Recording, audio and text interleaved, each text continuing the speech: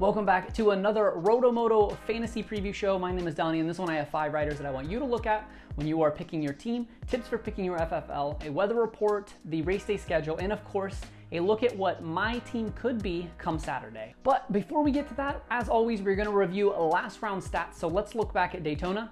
Looking back to Daytona, player count was down again, losing about 400 total teams, of which only 90 were at the paying variety, but we still have just shy of 13,000 total players playing. For comparison, last year Daytona, we had just over 10,000 total players, so it's still looking great this season.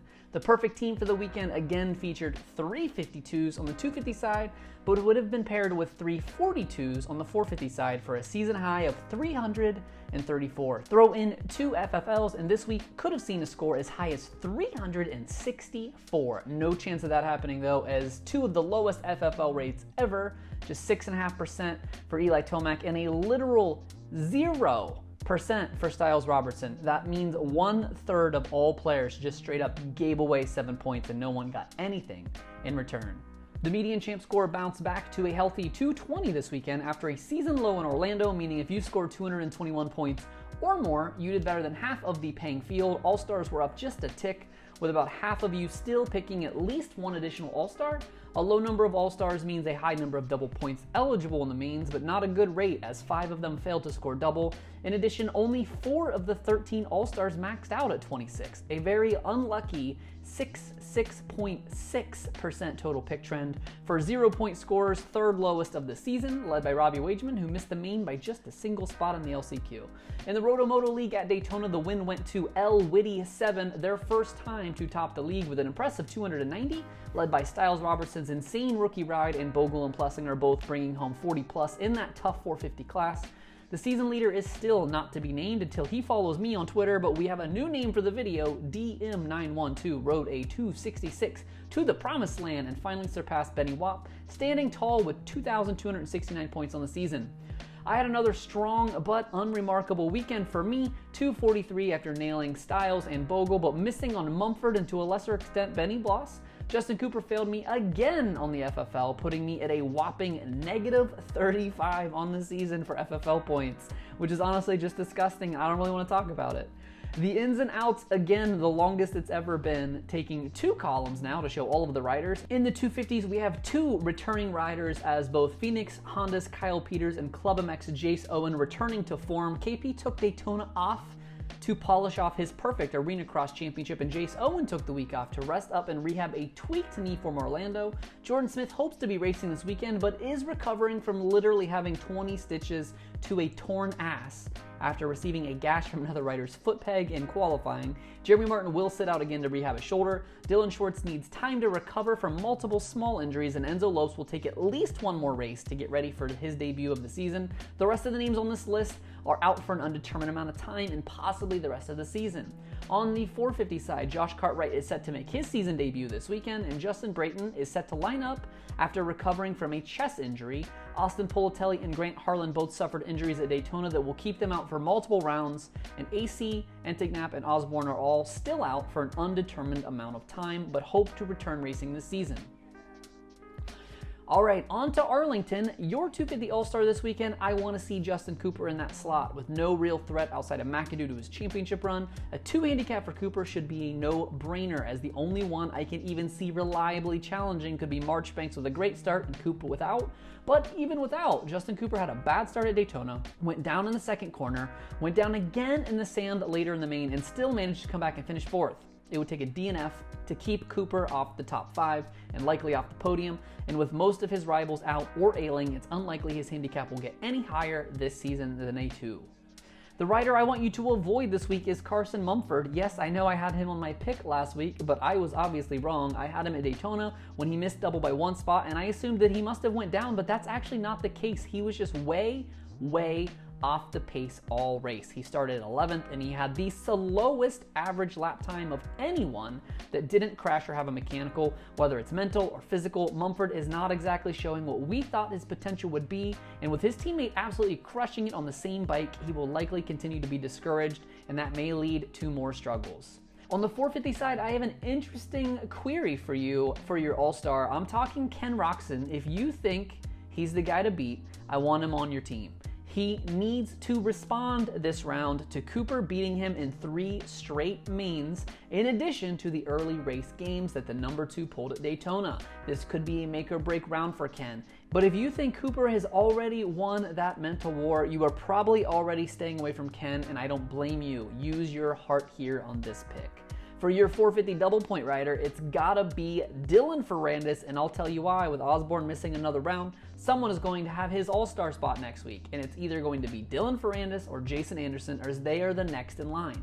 Ferrandis has a 5-point buffer on Anderson currently, and I think Anderson probably beats Ferrandis here, but the difference is the handicap. Anderson turning into an all-star is a no-brainer, as he finished well after the opening round, and his negative handicap reflects that. But getting a potential all-star at a positive handicap the weekend before he's locked out of double points doesn't happen very often, and he's not a particularly appetizing all-star pick anyway if and when he does pick up that star, so take Dylan now.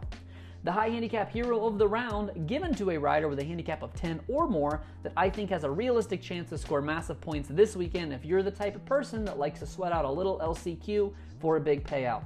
First, I will say I don't love any of the 10 plus handicap riders this week. There are a couple 9s that I could see, but I don't want to cheat and go for a 9. I want to stay in double digits. The only guy over a 10 that I think you should look at is Cade Clayson. He has made 3 of the last 5 main events and boasts a 14 handicap. His ceiling is relatively low, with a best main finish this year of 20th, but it's becoming more and more difficult to extract big points out of the 450 class, so you might need to take those risks if you need to make up that ground. The FFL, or first to the finish line, is an optional wager where you attempt to guess the rider in each main that reaches the finish line and is the first to start the opening lap. If your selected rider in each class is successful, you will earn 15 extra points for that week's score, but if you guess wrong, you subtract 7. It seemed so automatic to pick Justin Cooper at Daytona, as he is notoriously great at starts and on the strongest bike, but he let me and a ton of players down, and I went to true rookie Styles Robertson instead. Maybe we can blame it on the sand or on the track, but with a more traditional layout and soil, I expect to see Cooper return to form here. If you want to take a 250 FFL, Justin Cooper is the only choice. Eli Tomac pulled the Holy at Daytona and never looked back on the 450 side, logging his second FFL of the season, tying Barcia as the only 2 with more than 1. I think this is just too volatile of a situation, and I would personally stay far from the FFLs, as no one seems like a safe option in the 450 class, especially with Cooper purposefully relinquishing the early lead just to stick a competitor in a rival. If you must pick one here, just go ahead and throw a dart. Finally, we return back to a dome. Weather will be no issue and the track will be prime for the first time since leaving Indianapolis, but with less snow outside. The schedule moves west, but the time stays the same. Tune in with Blair and Hubbard for Race Day Live at 1 p.m. Eastern Time for a 3.5-hour pre-show program. Patreon backers can expect the enhanced cheat sheet at 5:30 p.m. delivered directly to Patreon. The rest of you will have access to the basic cheat sheet at 6 p.m., about an hour before the gates drop at 7 p.m. Eastern Time. The race will be broadcast live on both NBCSN and the Peacock app, starting at 7 o'clock, and don't forget to tune in right back here on YouTube for the Roto Moto post-race program, beginning immediately following the 450 podium interviews, starting at around 10 p.m. Eastern Time, barring another 4 red flags. Before I show you my Arlington 1 team, I just want to give you a friendly reminder that this is an entire privateer operation.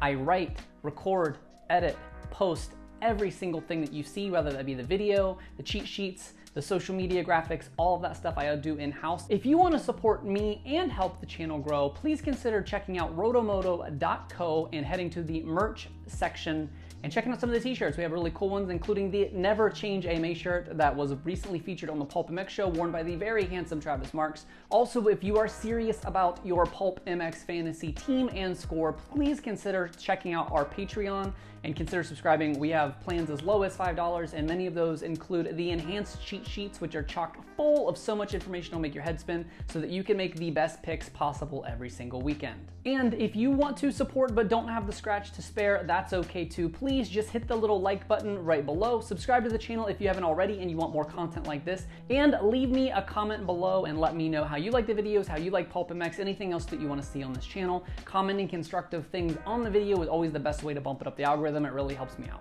My Thursday morning team consists of Justin Cooper as my 250 All-Star, backed by returning Jace Owen and his 6 handicap. Jace gets great starts and ran up front in Orlando. I expect to see 6 handicap Mitchell Harrison bounce back after his Daytona mechanical, and I have Chris Blows penciled in at a number 1 as a safe pick with a little upside. 450 side, I have Malcolm Stewart 6 handicap as my All-Star, Dylan Ferrandis at a 1 handicap, Martin Davalos at a 7, who has become Chiz-like in his ability to hit double point threshold every single week, but hopefully with some upside if he can stay on 2 wheels, and Brock Tickle if he looks healthy in qualifying. His 7 handicap could have a ton of value here. He actually finished an average of 13th in the 4 main events predating Daytona. Don't forget to follow at RotoMoto on both Twitter and Instagram for qualifying insights, injury reports, stats and banners as the race day goes on, and of course the ever important and popular fantasy cheat sheets that I put out about an hour before the gates drop every single race day. And if you are serious about increasing your points in PulpMX Fantasy, also be sure to check out our Patreon, a link in the description below. I just want to give a shout out to the current Patreon supporters. This channel is made possible by people like Chad H, Jeff G, and Paul C. Thank you so much for watching Roto Moto. My name is Donnie, and I will see you on race day.